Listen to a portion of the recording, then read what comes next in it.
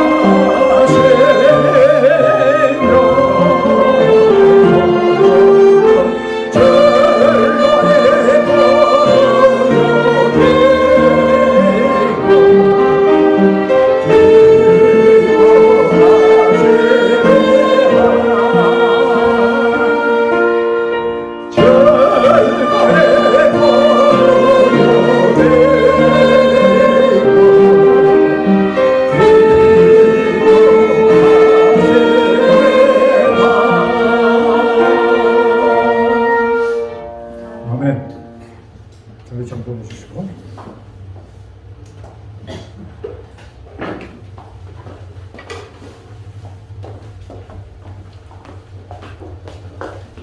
자, 오늘의 말씀은 너희 모두는 화평함과 거룩함을 쫓으라는 말씀으로 우리 서로 말씀을 봅시다.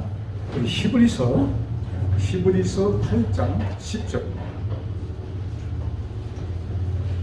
제가 몇 주 전에 여러분들에게 말씀드렸는데, 여러분 좀 히브리서를 좀 정통을 하세요.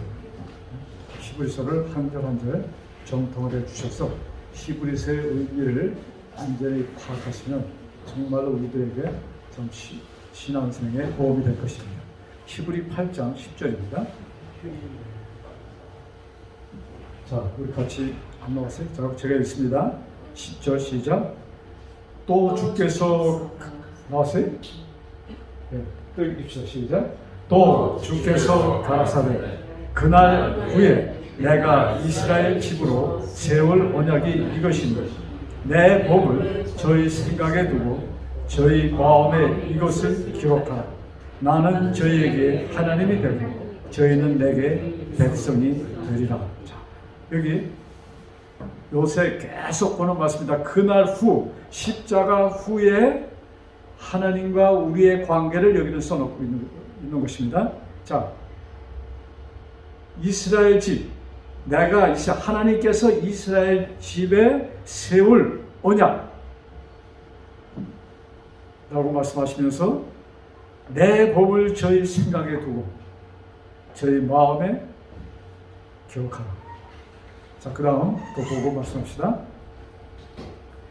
11절 시작.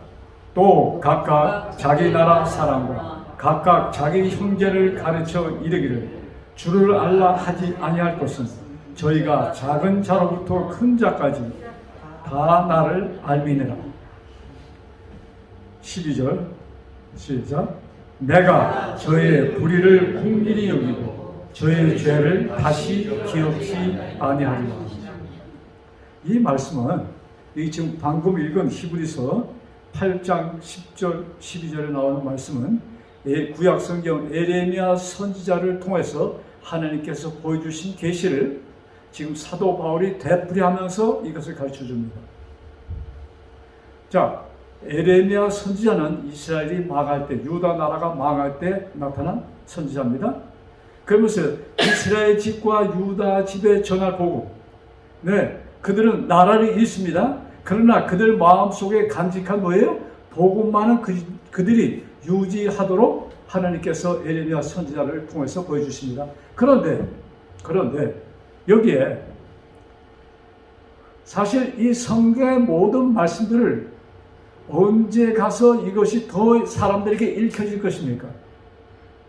여러분, 성경책이 지금은 이 세상에서 가장 흔한, 가장 많이 인쇄되는, 아마 여러분 집에 아마 성경책이 최소한도 서너 권은 있을 거예요.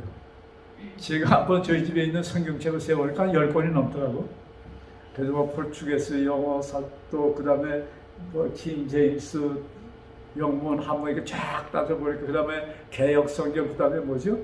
또 바른 성경, 뭐 여러 가지가 있잖아, 번역. 그냥 10권이 돼.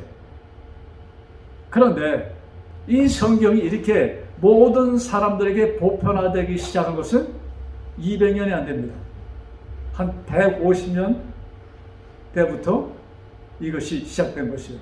또 200년 전에는 인쇄술도 발달이 안 돼서 책값이 너무나 비쌌고, 그 전에는 다 하나하나 받았었기 때문에 너무나 비싸서 가난한 사람들은 가질 생각조차 못하는 책이었습니다. 그러니까 하나님께서 이런 말씀들을 당신의 종들을 통해서 쓰셨을 때 실제적인 포인트는 언제예요? 지금 이 시대를 보여주는 것입니다. 자, 그러시면서 뭐예요? 그날 후를 여기 포인트를 잡습니다. 그 다음, 자,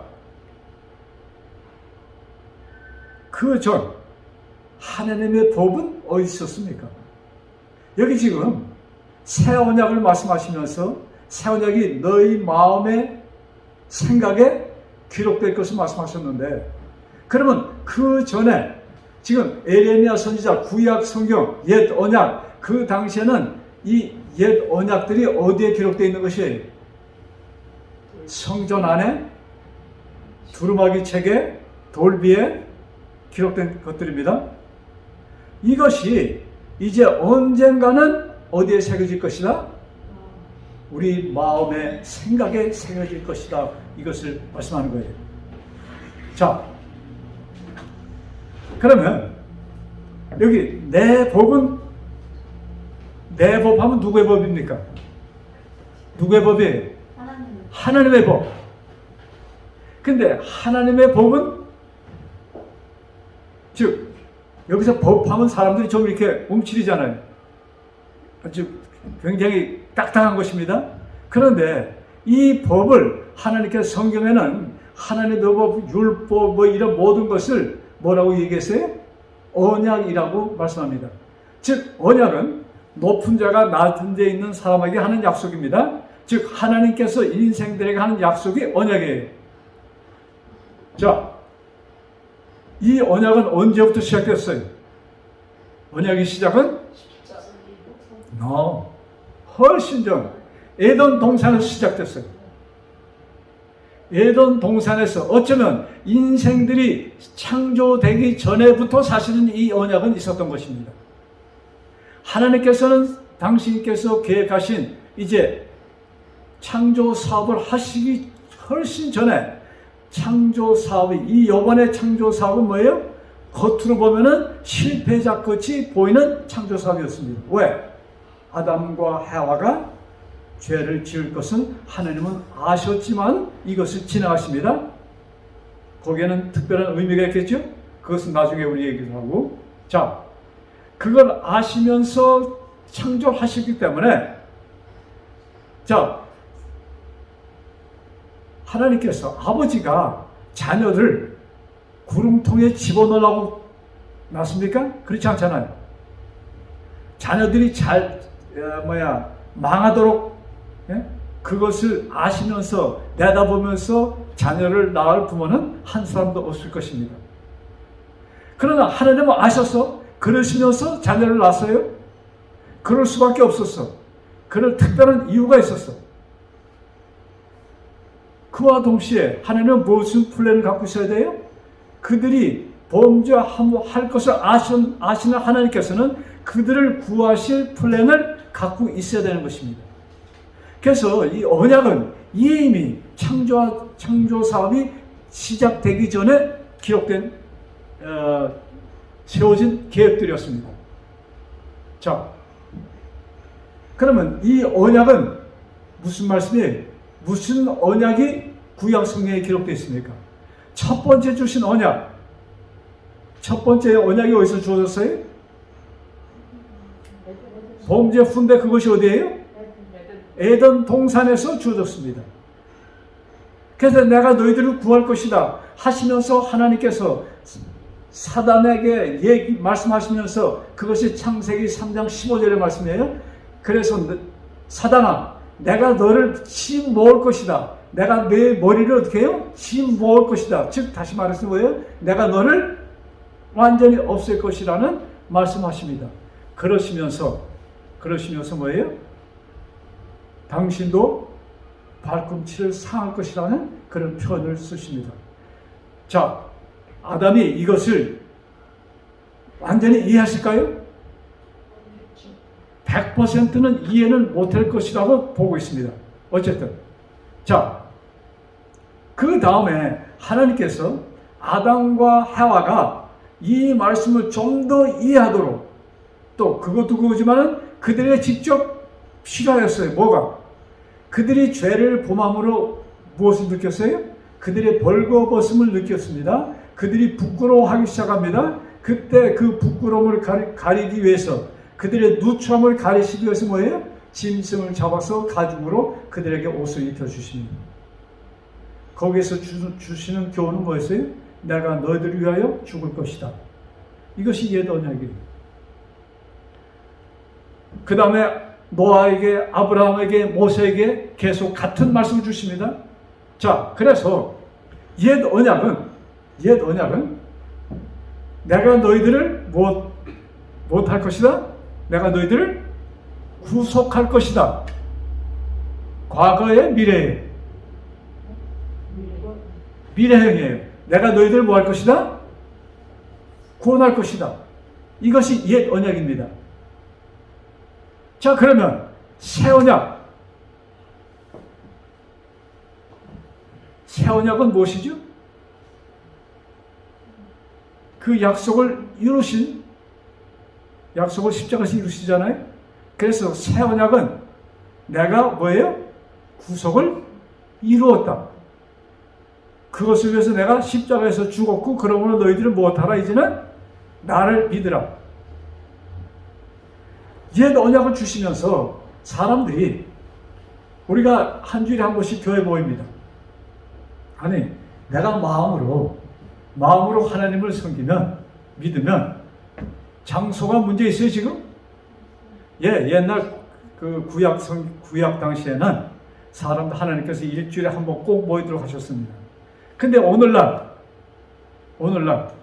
우리가 지금 예배 드리는 장소를 성전이라고 얘기하지만, 구약 성경, 솔로몬이 지은 성전, 모세가 지은 장막과 지금 이 성전과 비교가 되는 거예요? 비교가 돼야 안 돼요? 안 돼요. 엄격한 의미로 될 수가 없죠. 네?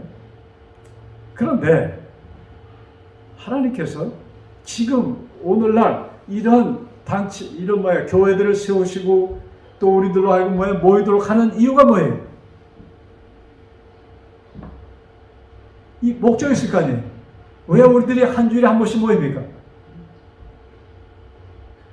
뭐, 2번도 모이고, 3번도 모여서 어떤 사람은 매일같이 모이는 사람들이 있어. 왜 교회를 모입니까? 왜? 예?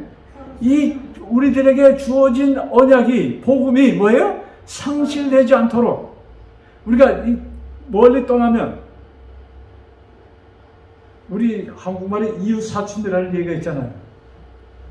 저도 사촌들이 많아요. 근데 브라질에는 없어. 그러니까 먼 데 있는 사촌들 10년 가도 연락도 안 하나요? 20년 가도 연락도 안 하는 사촌이 있고 30년, 50년 동안 한 번도 연락을 안 하는 사촌들이 있어. 그 친척에 들어가요? 친척이라고 할 수 있어요?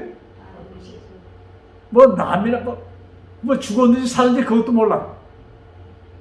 근데 이웃은 어때요? 오늘 우리 아까 이 집사님이 지금 지권사님이 좀 몸이 불편해서 못 오신다고 하는데 그분이 좀 통통하시잖아. 그래서 혈압이 있는 모양이에요. 네? 그래서 좀 불편해서 못 오신다. 네? 아무 친척 아니잖아요. 그런데 벌써 뭐예요? 이게 딱 듣고 벌써 마음이 염려가 되는 거예요. 잘 견디셔야 되는데. 그래서 우리가 이런 모임을 갖는 것은 뭐예요? 우리들이 서로 뭐예요? 도움이 되어서 우리들의 믿음이 뭐예요? 유지되도록 하는 방법 가운데 하나로 하나님께 주신 것입니다. 그래서 너희들이 뭐예요? 말세 못하기를 모이기를 뭐예요? 힘쓰라. 그냥 시간 되면 가고 좀 바쁘면 가지 말고 그것이 아니라 뭐예요? 모이기를 힘쓰라. 그것이 무엇이 되기 때문에 우리들에게 도움이 되기 때문에 그런 것입니다.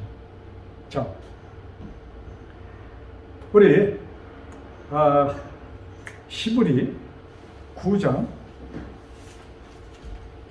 18절로 22절입니다. 히브리 9장 18절로. 자, 첫 언약은 어떻게 이루어졌는가? 자, 18절인데 제가 읽을게요. 이러므로 첫 언약도 피 없이 세운 것이 아니니 모세가 율법대로 모든 계명을 온 백성에게 말한 후에 송아지와 염소의 피와 및 물과 붉은 양털과 우슬초를 취하여 그 책과 온 백성에게 뿌려 이르되 이는 하나님이 너에게 명하신 언약의 피라 하고 또한 이와 같이 피로써 장막과 섬기는 일에 쓰는 모든 그릇에 뿌렸느냐. 그래서 옛 언약에도 뭐가 있었어요? 피가 있었어요. 근데 옛 언약에는 무슨 피예요? 누구의 피예요? 짐승의 피를 사용했어. 그래서 그것은 상징물로서 하나님께서 아담에게 에덴 동산에서 보여준 것입니다. 그래서 그의 후손들이 계속해서 뭐예요? 하나님께 나아갈 때는 피를 가지고 나갔어요. 근데 자, 제가 아벨과 가인의 제단을 얘기하면서 말씀드렸는데 여기에 피는 누구예요? 누구를 상징하는 거예요? 예수님이에요.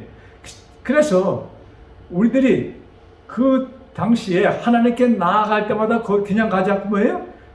하나님의 피를 가지고 갔다. 근데 그 피가 소유자가 누구예요? 나예요? 그 피의 소유자가 나예요? 아니죠. 하나님께서 뭐예요? 죽으시고 당신의 피를 뭐예요?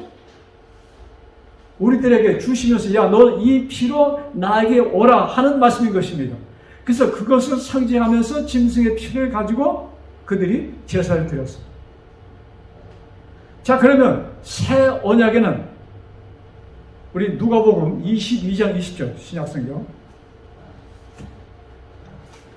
누가복음 22장 20절에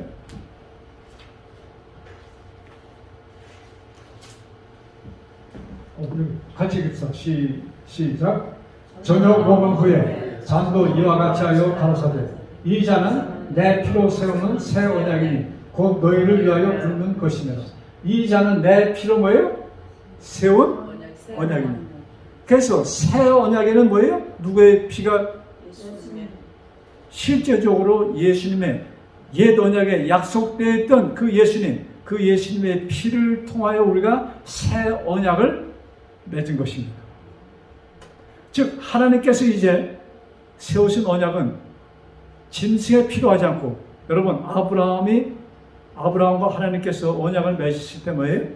아브라함이 하나님께서 짐승을 잡아서 세우라고 했습니다. 그래서 글로 통과하면서 언약을 맺었어. 이제는 예수 그리스도의 피를 가지고 뭐예요? 우리가 언약을 맺는 것입니다. 자, 그래서 다시 반복합니다. 옛 언약은 뭐예요? 내가 이룰 것이다. 약속입니다. 이룰 것이다. 이제 새 언약은 뭐예요? 내가 약속을 이루었어. 과거입니다. 구약 성경의 옛 언약은 뭐예요? 이룰 것이라는 말씀이고, 새 언약은 내가 이루었노라. 그래서 사실 언약의 그 포인트, 그 뜻은 같은 것이에요. 그런데 이룰 것이고 새 언약은 이루었다, 이 말씀입니다. 자, 우리 히브리 8장 12절에 그가 맺은 언약은 무엇인가?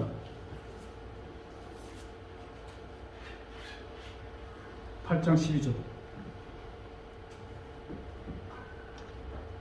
자, 같이 읽읍시다. 시작. 내가 저희 불의를 긍휼히 여기고 저희 죄를 다시 기억하지 아니하리라. 하나님께서 우리에게 맺으신 언약은 뭐예요? 내가 너희들의 죄를 이제는 다시는 기억지 아니할 것이다. 제가 지난 시간에 우리 죄, 예수님께서 오셔서 회개하라, 천국이 가까웠다. 즉 너희들 죄 용서를 빌라는 말씀이잖아요. 근데 그 회개하고 그 다음에 우리 오늘날 교회에서 회개하라 라는 그 말씀의 차이를 말씀드렸는데, 지금 우리들이 보통 그냥 나의 죄를 용서해 주세요, 이것이 너무나도 우리가 습관화되어 있어. 그런데 우리들의 죄는 이미 무엇을 받은 것이다? 용서받은 것이라는 것을 여러분 철두철미하게 기억하세요. 그것이 확실히 우리에게 입력될 때 우리는 뭐에 대한 확신을 가질 수 있는 거예요? 내가 대한 구원에 대한 확신이 있는 것입니다. 자, 그래서 내 법, 여기 내 법이라고 말씀하셨잖아요. 그것이 내 언약입니다. 새 언약이에요. 새 언약이자 이제 내 법인데, 하나님의 법은 무엇이에요? 우리들을 구속하시겠다는 것입니다. 근데 지금은 십자가 후로는 뭐예요? 내가 이미 너희를 구속하였다는 것이 새 법이에요. 여기 내가 다시는 너의 죄를 기억하지 않으리라. 그러면서 같은 히브리서 10장 18절에 뭐예요? 다시는 뭐가 없을 것이다? 속죄의 제물이 없을 것이다. 여러분, 이런 말씀 그냥 지나가지 말고 성경책 가지신 분들 집에 가서 그냥 빨간줄 그어놓고 다시는 뭐가 없을 것이다? 속죄의 번제가 없을 것이다. 무슨 뜻이에요? 다시는 용서가 없겠다는 얘기예요? 무슨 얘기예요? 용서받을 죄가 없다는 뜻입니다. 자, 이 말씀 그냥 가서 그냥 좀 밑도 끝도 없이 얘기하면 야단납니다. 그냥 사람한테 우리 장로님 얘기했는데 용서받을 죄가 이제 아무것도, 이렇게 되면 그냥 산통은 안 돼. 그래서 이런 말씀 하실 때 여러분들이 충분히 말씀을 깨달아야 돼. 왜 사도 바울은 이 글을 썼는가? 당신의 법은 뭐예요? 다시는 너의 죄를 기억지 않을 것이다. 왜? 너의 모든 죄는 무엇을 받았기 때문에? 용서를 받았기 때문에, 내가 사해 줬기 때문에, 이 말씀도 전제입니다. 그렇기 때문에 죄가 없으니 무엇도 필요 없는 거예요? 용서에 대한 번제, 이것이 필요 없다 이것입니다. 그러므로 우리가 드리는 예배는 무슨 예배가 되는 거예요? 감사제가 되는 것입니다. 네? 그래서 많은 신앙이 좋다는 분들이 말이죠. 그냥 눈물, 콧물 흘리면서 기도하잖아요. 네? 그런데 실질적으로 하나님께서 기뻐하시는 가장 좋은 예배는 무엇일까? 감사요. 뭐가 될까요? 감사. 찬양. 예. 감사. 기뻐서 그냥 깡충깡충 뛰는 것이 하나님께서 가장 기뻐하시는 예배가 될 것입니다. 근데 아멘. 그렇지 않은 것인지 여러분들 그냥 가만히 계시나요? 이게 우리 그 뭡니까? 습관된 여태까지의 그 개념과 너무나도 상반되기 때문에 그러신지 모르겠는데, 자, 그래서 우리 요한복음 8장 32절에 보면은 아주 유명한 말씀이 있죠. 진리가 뭐예요? 너희를 자유케 하리라. 참, 제가 이 말씀을 처음 배울 때, 이런저런 성경의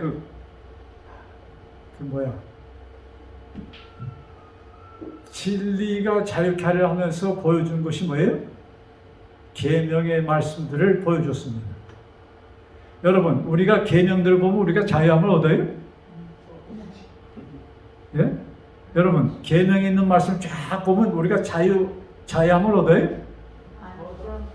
아니에요. 우리에게 자유를 줄 수 있는 것은 오직 뭐예요? 진리예요. 근데 그 진리가 누구예요? 예수님. 예수 그리스도예요. 예수 그리스도를 우리가 알 때 우리는 자유함을 얻을 것이다. 무엇에 대한 자유예요? 죄에서의 자유예요. 이것을 또 잘못 이해하면 죄의 자유 얻었으니까 지금 마음대로 해도 된다. 그 말씀은 아니죠. 우리가 죄에서 자유함을 얻고 기쁨을 얻는 사람들의 삶이 어떻게 될까? 예, 좀 이따 것을 보겠습니다. 자, 우리 누가복음 15장에 말씀을 보고 있어. 누가복음 15장.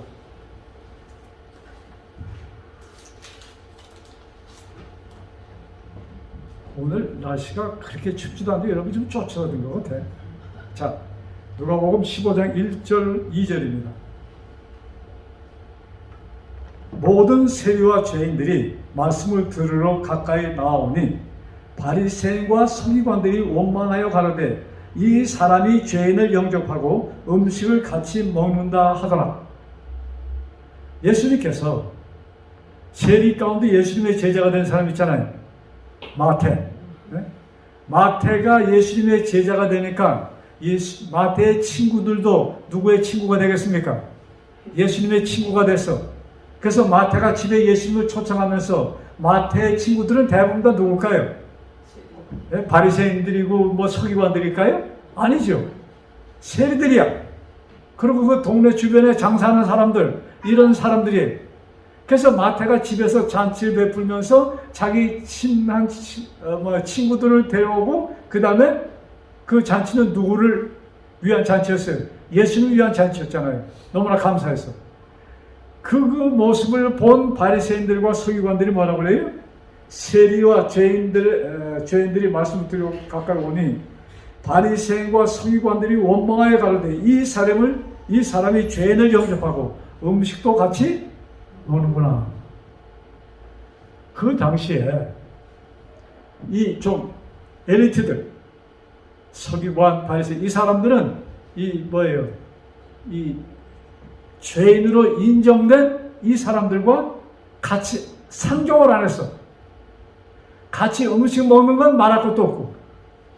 근데 예수님이 와서 그들과 같이 먹고 같이 자고 이것을 볼 때 예수님의 가르치면은 그들이 굉장히 호기심을 가지고 기울였는데 예수님의 그 행동, 그 주변 사람들을 볼 때 사람들은 떠났던 것입니다.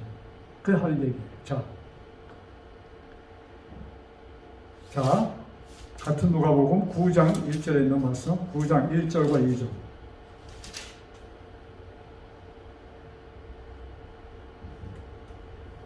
예수께서 12제자를 불러 모으사 모든 귀신을 제어하며 병을 고치는 능력과 권세를 주시고 하나님의 나라를 전파하며 앓는 자를 고치게 하려고 내어 보내시오. 하나님의 나라를 뭐하도록? 전파도록 당신의 제자들을 보냈는데 그 제자들이 무슨 일을 할 수 있도록 권능을 줬어요? 병을 고칠 수 있는 능력을 주셨어. 그 다음에 귀신을 쫓아버리는 능력도 주셨어. 자, 하나님의 나라를 전파하기 위해서. 그러니까 하나님의 나라는 뭐라고 표현하면 좋을까요? 여기에 예수님께서 말씀하시는, 누가복음에 말씀하는 하나님의 나라. 하나님의 나라는 무엇이다 이렇게 기록한 것보다는 하나님의 나라에서의 삶을 여기 쓰셨습니다. 하나님의 나라에서의 삶은 뭐예요? 자, 정죄를 고치고 죄인들의 죄를 용서해주고, 네? 그러니까는 하늘에 갈 사람들은 글쎄 의인이 된 죄인이었던 사람들이 가는 곳이 하늘나라. 뭐 엄격히 따지면 모든 인생들은 죄를 지었기 때문에 그렇게 얘기할 수 있지만, 그런데 예수님께서 이 땅에 오셔서 당신의 아버지를 보여주면서 뭐예요? 그 다음에 하신 사업이 뭐예요? 병자를 고치는 일을 합니다. 어려운 일을 당하는 사람들을 도와주는 일을 합니다. 그래서 하나님의 나라를 좀 표현하면은 평화? 또 뭐라고 표현하면 좋을까요? 이 하나님의 나라를 보여주기, 전파였다. 그러니까 예수님의 행동 자체가, 또 예수님의 가르침 자체가 뭐예요? 하나님의 나라였습니다. 그럼 예수님께서 우리들에게 그 가르치는 교훈, 그것을 조금 봅시다. 우리 로마서 12장. 제가 지금 복음 얘기를 하다가 갑자기 하나님의 나라 얘기하는데 그 관계를 여러분들 좀 머리를 좀 굴리세요. 자, 로마서 12장 1절. 로마서 같이 한번 읽기 좋을 텐데 같이 읽읍시다. 시작. 그러므로 형제들아, 내가 하나님의 모든 자비하심으로 너희를 권하노니 너희 몸을 하나님이 기뻐하시는 거룩한 산 제사로 드리라. 이는 너희의 드릴 영적 예배니라. 자, 너희 몸을 거룩한 뭐예요? 너희 몸을 하나님이 기뻐하시는 거룩한 산 제물로, 산 제사로 드리라. 우리들의 몸을. 우리 신앙생활하는 사람들이 말이죠. 참 이상한 이 지금 이 그 교리가 이 기독교 안에 확 이제 기독교를 완전히 장악한 교리가 있어요. 그것이 무엇이냐? 하나님을 섬기는 것이 무엇을 섬기는 거예요? 우리가 천국에 갈 때 거의 모든 기독교회가 사람이 죽으면 어떻게 돼요? 네, 천당 간다고 하잖아요. 죽자마자 뭐예요? 천당 가. 지금 몸은 여기 있는데 몸은 지금 막 죽었으니까 썩기 시작하면서 여기 지금 관 속에 있는데 거기에 있는 사람을 가르치면서 지금 이 영혼이 지금 어디 갔다는 얘기를 해요? 하나님을 믿고 죽었기 때문에 지금 천국에 하나님 품에 가 있다는 얘기를 합니다. 그런 얘기 들어보셨어요? 다들 그렇게 얘기합니까? 예, 모든 교회가, 거의 모든 교회가 그렇게 가르치고 있습니다. 그래서 몸과 마음을 따로 구별합니다. 그래서 몸은 여기 썩어 있지만 뭐는? 영은 천당을 간다는 얘기하는 거예요. 자, 그러면 예수님께서 십자가에 운명하시고 요셉의 무덤으로 들어가시잖아요. 일요일날 새벽에 그 베드로가 갔잖아요. 그 전에 마리아가 가서 이렇게 머리 안에 딱 보니까 그 예수님이 누웠던 자리에 예수님이 있었어요? 안 계셨어. 부활하신 것입니다. 그래서 여러분, 부활을 믿어. 근데 부활을 믿으면서 또 무엇도 믿어요? 사람이 죽으면 그 혼이, 영이 천당 간다는 얘기를 하는 거예요. 또 하나님을 믿지 않은 영은 어디가 있어요 지금? 지옥에 가 있다는 얘기를 합니다. 지금 여기 관에 지금 그 사람이 죽은 그 시체가 있는데 그런 얘기를 하는 거예요. 우리 예수님의 그 부활과 승천을 좀 깊이 생각하면은 아마 그런 오류 속에서는 아마 쉽게 나올 것 같아요. 예수님이 지금 오늘날 기독교회가 가르치는 대로 얘기하면은 예수님은 나오셔서 어디 갔었어야 되는 거예요? 하나님 보좌에 가야 되는 거예요. 그런데 예수님이 언제 하나님의 보좌에 가십니까? 언제? 정확한 것은 기록되어 있지 않지만 그 전에 가셨어. 왜? 자, 성경에 지금 성경 찾지 않겠습니다. 마리아가 베드로가 와서 예수님 없거든요. 그러니까 아예 그 무덤까지 들어갔어. 요한도 들어갔어. 예수님이 누웠던 그 자리에 뭐예요? 예수님을 감았던 그 상포가 아니고 뭐죠? 그 수건들, 감았던 천들, 그것이 잘 이렇게 개 있었습니다. 근데 그 예수님은 안 계셨어. 그리고 베드로는 내려갔습니다. 마리아는 거기 있었어. 너무 여자니까 좀, 또 여자는 그 기피가 있다고 그러나 뭐랄까. 너무나 안타까웠어. 예수님을 못 보니까. 그래서 그 마리아는 누가 예수님을 훔쳐갔다고 생각을 합니다. 그런데 갑자기 누가 나타났어. 딱 보니까 어떤 사람이 나타났는데 마리아는 그것이 예수님의 것은 상상도 못했기 때문에 그 동문의 그 불을 지키는 사람으로 얘기하고, 당신 우리 예수님 어디로 간지 알면 나에게 알려달라고 얘기합니다. 그때 뭐라고 그래요? 마리아야 하니까 예수님, 그 마리아가 딱 보니까 누구예요? 예수님이야.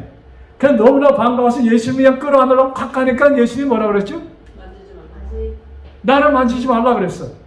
그러면서 하신 말씀이 뭐예요? 내가 아직 아버지께 가지 않았다고 말씀합니다. 그러니까 그 후에 제자들을 만나기 전에 갔었을 것입니다. 왜? 예수님께서는 제자들이 도마가 없었고 그 다음에 도마가 그러니까 야 도마야 나 좀 만져봐. 믿지 않으니까 만지는 것을 허락했어. 아마 반가워서 그 당시에도 서로 악수하는 거 있는지 모르지만은 아마 제자들과 만나서 반가워서 서로들 막 악수하고 그랬을 거예요. 근데 그 다음에 실제적으로 그 전에 예수님께서는 부활하신 후에 여러 번 하늘을 왔다 갔다 하십니다. 성경 기록이 없어요. 그러나 이 한 번 여기에서 마리아에게 내가 아직까지 하나님께 가지 않았다는 말씀한 거 보면 그 다음에 가셨다가 다시 오신 것이 분명해. 근데 몇 번을 왔다가 하시는지 몰라. 근데 성경 부활하시고 40일 동안 계셨는데 40일 동안 매일같이 계신 것이 아니고 올라가셨다가 내려가시고 올라갔다 내려가시고 이렇게 하신 것이. 자, 그런데 마지막 완전히 하나님께서 올라가시는 날이 있잖아요. 예수님께서 언제 올라갔어요? 40일 후에 제자들과 같이 있다가 승천하십니다. 자, 예수님이 승천하실 때 제자들 눈에 보였어요? 보였어요? 안 보였어요? 안 보여. 왜 안 보여? 보였어요. 있는 데서 둥둥둥둥 떠서 올라갔잖아요. 처음엔 보였죠. 그러니까 제자들이 뭐예요? 예수님 쫓아갔을 때 고개가, 그때 천사가 나타나서 갈릴리 사람들아 어찌하여 하늘을 보느냐 말씀하시면서 무슨 말씀했어요? 너희가 본 그대로 예수님은 이제 다시 오실 것이라는 말씀하십니다. 자, 예수님이 승천하셨어. 요셉의 무덤에 있던 예수님, 거기 무덤에 계셨어요? 안 계셨지. 예수님의 뭐가 승천했어요? 몸도 몸. 마음. 예수님. 예수님 하는 뭐예요? 몸이자 마음이자. 자, 여러분, 저를 강승섭 하면은 제 겉모습만 기억합니까? 다 여러분, 강승섭 하면은 여러분들 제 모습만 기억해요? 아니죠. 뭐도 기억해요? 마음 쓰임 뭐 이런 거 다 기억하잖아요. 그러면서 속으로 아 좋은 사람이다 나쁜 사람이다 이렇게 딱 결정하잖아. 여러분 이 문제는 나중에 말씀드리겠지만 제가 그냥 스쳐가는 것입니다. 그래서 문제는 여기 지금 로마서 12장 1절에 뭐예요? 다시 너희 몸을 하나님이 기뻐하시는 제물로 드리라. 그러니까 신앙생활은 무엇으로 우리가 신앙생활합니까? 마음이자 또한 뭐예요? 몸. 이것이 전체 하나가 내가 되는 것이에요. 그래서 너희 몸으로 이것은 무슨 뜻을 더 포함하고 있는가? 너희 이제 마음으로 믿고 너희들이 정신적으로 깨닫고 믿으면 뭐예요? 그것이 어떻게 되도록? 실생활이 되도록 너희 생활에 신앙이 가도록 너희 생활에 뭐예요? 이 너희들이 구원받았다는 이 확실한 믿음이 너희 생활에 옮겨지도록 하는 것이 뭐다? 진짜 예배다 이 말씀이에요. 그냥 믿습니다. 그걸 끝나면 안 돼. 믿는 사람들의 생활이 있잖아요. 내가 예수님을 믿고 예수 구원에 대한 확신이 있을 때 내 행동이 좀 틀려집니까? 분명히 틀려지죠. 그 말씀을 하는 것이에요.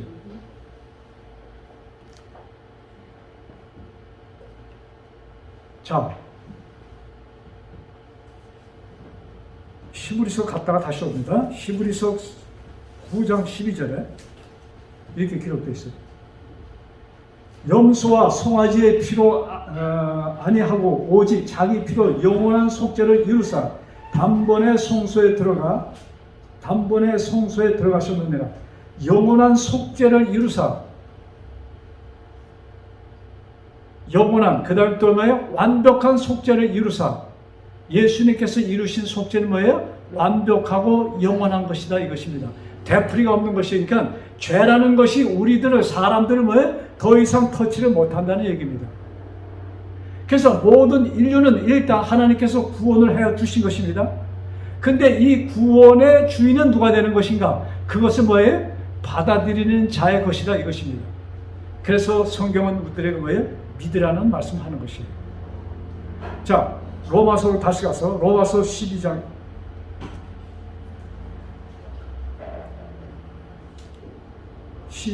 2절 아까 읽어봤는데 12장 2절 자, 제가 읽을게요. 너희는 이 세대를 본받지 말고 오직 마음을 새롭게 함으로 변화를 받아 하나님의 선하시고 기뻐하시고 온전하신 뜻이 무엇인지 분별하도록 하라. 이 세대를 본받지 말고 뭐예요? 하나님의 선하시고 기뻐하시고 온전하신 뜻, 하나님의 온전하신 뜻이 무엇인지 입증하라, 분별하라 이런 말씀이에요. 자, 하나님의 뜻을 깨달으라는 말씀입니다. 근데 그 하나님의 뜻은 무엇인가? 여러분, 우리 사람들이 자녀를 낳고 이제 이런 요새 누구예요? 여기 계신 분들이 지금 세월이 흘러서 전부 다 할아버지 할머니가 됐는데 그냥 앉으면 입이 근질근질해. 뭐 자랑하려고? 에? 자기 손자 손녀들 자랑하려고 입이 근질근질해. 그래서 저도 같이 앉았으면 말이죠. 하고 싶은 말이 많은데 제가 꾹 참아. 에? 자, 우리 죄성을 가진 인간도 자기의 자녀를 뭐예요? 자, 우리 손준호 생긴 건 멀쩡한데 그 생긴 것처럼 모든 것을 멀쩡하게 할 것 같아요? 그렇지가 않아. 그런데 우리 손자가 잘못하는 것은 할아버지가 막 노출합니까? 여러분도 우리 손자놈이 잘못하는 거 알아요? 모르죠? 그런데 나는 알아. 그렇다고 내가 그걸 막 방송하고 다녀요? 그렇지 않잖아요. 그 손주 얘기할 때 뭐만 얘기합니까? 100가지 가운데 99개가 나빠. 근데 한 가지 좋은 거, 그놈만 얘기해. 이것이 누구의 마음이에요? 부모의 마음이야. 아버지 엄마의 마음, 할머니 할아버지의 마음이야. 자, 그러면 하나님께서 우리들을 대하실 때, 우리를 보실 때 하나님하고 예수님하고 대화하실까요? 하시죠. 대화하시면서 우리들이 얘기 좀 하실까? 하실까 안 하실까? 부부끼리 얘기하면서 또 자기 자녀들 얘기해요? 그러면서 우리 집사람은 자기 손자 보고서 볼 때마다 그러고 진짜 있으면 자, 그냥 참 잘생겼어. 얘기를 하는 거예요. 왜? 이 뭡니까? 자랑하고 싶어. 남편인데도 뭐예요? 자랑하고 싶고 얘기하고 싶고. 이것이 누구의 마음이에요? 부모의 마음이에요. 그러시면서 뭐예요? 하나님께서 우리들에게 하나님의 마음을 조금이라도 깨닫도록 이런 생각들을 우리에게 주셨다 이것입니다. 그래서 하나님께서는 뭐예요? 우리들이 참 못하는 거 투성이지만 그 중에 잘하는 거 한두 가지를 딱 항상 예수님과 하나님은 나에 대해서 대화를 하신다 이것입니다. 자, 하나님께서 나에 대해서 예수님과 대화한다는 생각을 좀 하면 마음이 좀 이렇게 좀 물큰해져요? 이거 실제적인 예제예요, 여러분. 분명히 하나님은 예수님과 대화 속에서 우리들을 말씀하신다 이것입니다. 자, 그래서 여기 로마서에 나오는 뭐예요? 우리의 몸으로 하나님께 여기 뭐라고 그랬지? 기뻐하시는 산 제사로 드리라 하는 그 말씀의 진정한 의미가 무엇인가? 우리 히브리서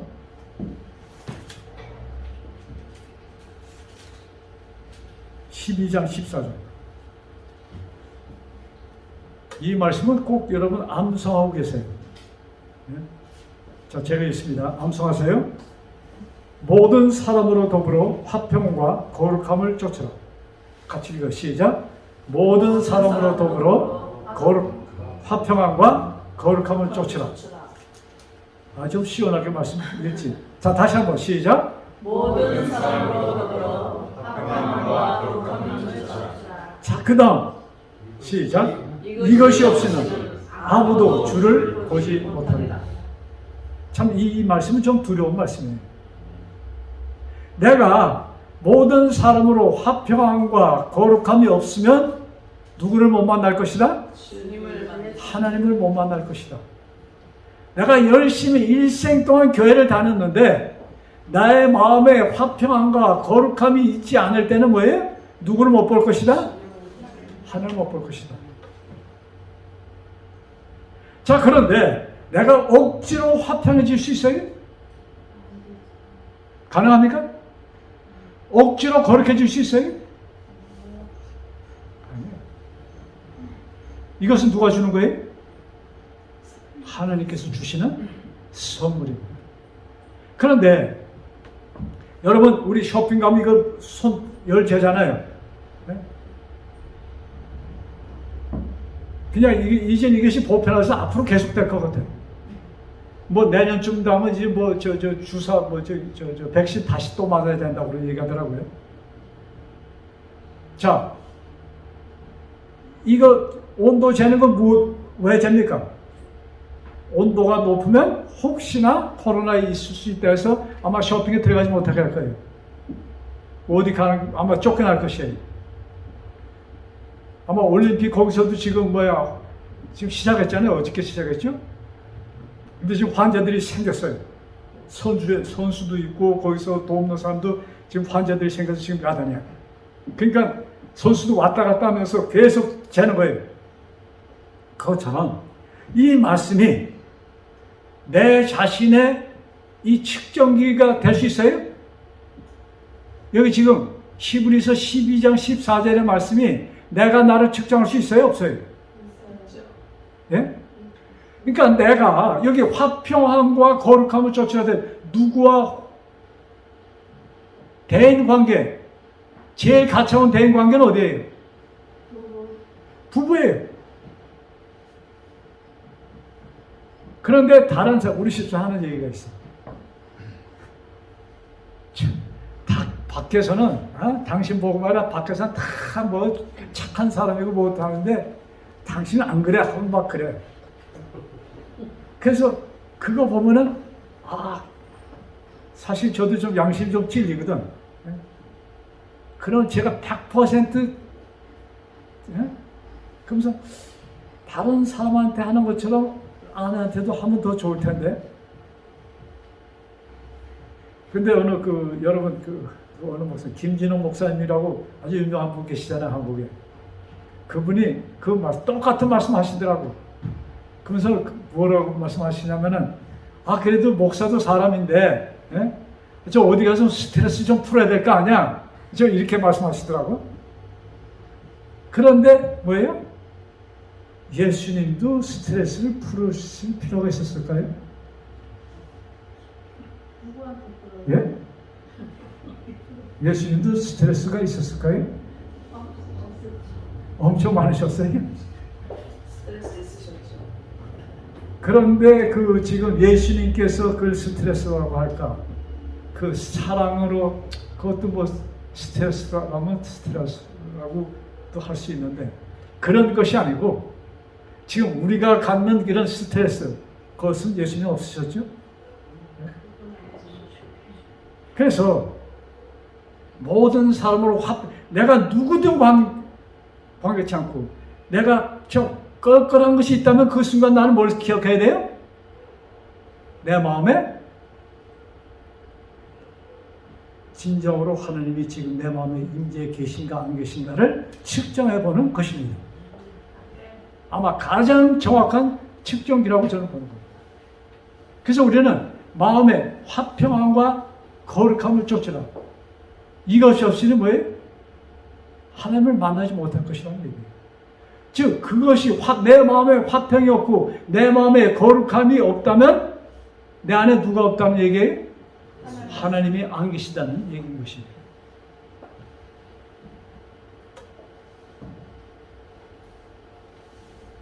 자, 한 말씀만 보고 오늘 말씀 마치겠는데 고린도전서 10장에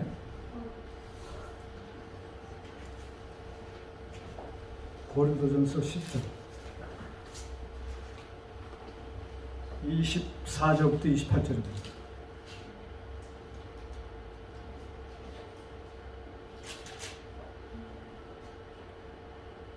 자, 24절 이렇게 누구든지 자기의 유익을 묻지 말고 남의 유익을 구하라. 무릇 시장에서 파는 것은 양심을 위하여 묻지 말고 먹으라. 이는 땅과 거기 충만한 것이 주의 것임이니라. 불신자 중에 누가 너희를 청하면 너희가 가고자 하거든 너희 앞에 무엇이든지 차려놓은 것은 양심을 위하여 묻지 말고 먹으라. 누가 너희에게 이것이 재물이라 말하거든 알게 한 자와 및 양심을 위하여 먹지 말라. 이게 무슨 얘기냐면은 이 복음이 증거될 때 이 바리새파에서 개종한 사람도 있었어요. 그들이 무슨 얘기를 하냐면 모세법을 들추면서 계속 예배 때 그들이 유대인들은 안식일날 모였잖아요. 거기 가면 항상 이 말씀을 읽는 거예요. 그래서 뭐예요? 이 모세법에 나오는 것을 너희도 지켜야 된다는 것을 막 강조하니까 그러면서 할례식도 강조하고 뭐예요? 안식일 지키는 것도 강조하고 계속 하니까 이 사도 바울과 이 이방인들이 말이죠. 그 당시에 이 안식일을 이 노예 제도에서 그 당시 사회에서 안식일을 지킨다는 것이 쉬운 것이 아니었어. 또 그 다음에 뭐예요? 이 할례 받지 않으면 하나님의 백성이 아니다 해갖고선 그걸 가르치니까 이 문제를 가지고 예루살렘에 갔습니다. 그래서 제자들에게 예루살렘 총회라고 얘기합니다. 그것은 그 교회 어른들 예수님의 12제자 다 모아놓고선 이 회의를 했어요. 그때 결이 본 것이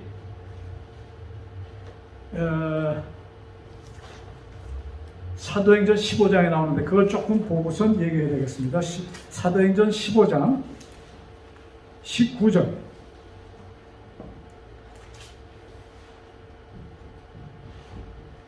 자, 그러므로 내 의견에는 이방인 중에 하나님께로 돌아오는 자들을 괴롭게 말라. 다만 우상이 더러운 것과 음행과 목매어 죽인 것과 피를 멀리하라고 편지하는 것이 가하니라. 즉 여기 피를 먹지 말고 우상에게 바친 음식 먹지 말고 음행을 하지 말고 이런 몇 가지를 이것 외에는 그냥 너희들을 자유롭게 편안하게 신앙생활하라고 여기 결정됩니다.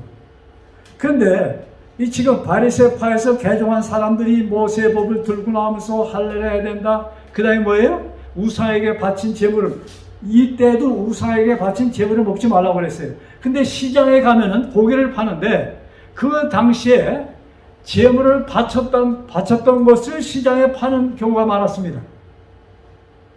그러니까 그거 파는 사람들 이거 제물 바쳤던 거예요? 안 바쳤겠대요? 그러면 그들이 양심적으로 얘기할까요? 물어보는 사람이 이거 제물이면 안 먹을 거 뻔하니까 뭐예요? 안 바쳤다고 얘기할 거 아니에요. 그러니까 아예 물어보지도 말고 시장에 파는 것은 다 편안하게 사 먹으라 이 말씀입니다. 시장에 파는 거 그냥 편하게 다 먹어 이거예요. 그리고 너희 손님으로 초대받았을 때 그냥 그 새로 개종한 사람 뭐 그냥 갖다 놓으면 그거 그냥 퀘션 붙이지 말고 그냥 먹으라는 얘기예요. 그런데 그 옆에 같이 쫓아갔던 여집사 한 분이 저거 제물에 바쳤던 거예요. 그렇게 알려주면 어떡하나? 그거는 그 사람, 알려준 사람을 위해서 내 양심을 위해서 먹지 말라 이 얘기예요. 그러니까 우리가 신앙생활 할 때 왜?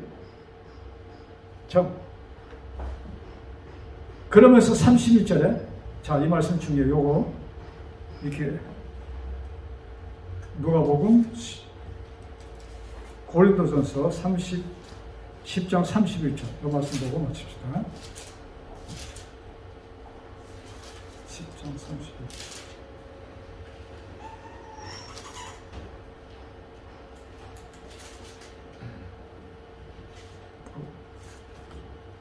자, 31절. 그런즉 너희가 시작. 그런즉 너희가 먹든지 마시든지 무엇 하든지 다 하나님의 영광을 위하여 하라. 유대인에게나 헬라인에게나 하나님의 교회나 거치는 자가 되지 말고 나와 같이 모든 일에 모든 사람을 기쁘게 하여 나의 유익을 굳이 아니하고 많은 사람의 유익을 구하여 저희로 구원을 얻게 하라. 우리가 먹든지 마시든지 하나님의 왜? 하나님께 영광 돌리는 것이 포인트인데 그것을 위해서는 어떻게 하나? 다른 사람에게 방해가 되지 않는지 이것을 뭐예요? 헤아리면서 너희들이 하라 이 말씀인 것입니다. 그래서 하나님의 언약을 그 언약을 받은 자들 그것을 깨달은 우리들 뭐예요?